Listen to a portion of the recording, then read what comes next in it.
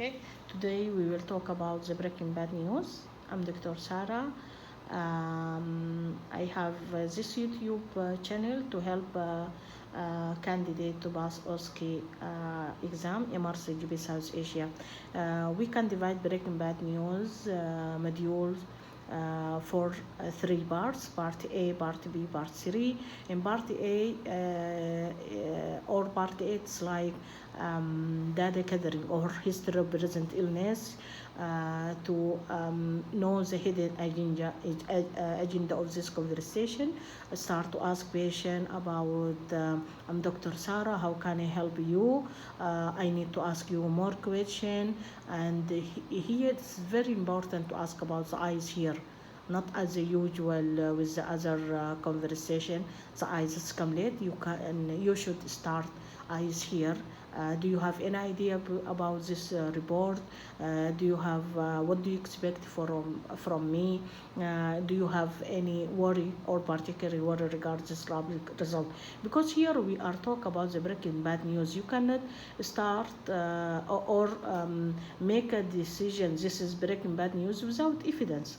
And evidence, it's like a lab result or lab report. Due to that, most of breaking bad news or all the breaking bad news, the patient came with report or lab result. Part B, it's like break. Start to ask him about the social history, who's live with you at home, if he work or he's student, if he tell anyone about his medical issue or something like that. The final part or part C, here you start to give him this patient, give this patient warning, like a warning shot that there is some bad news. You will tell him. You can say, I'm afraid I have some difficult news to tell you. The result of this is not as we hope, or something like that.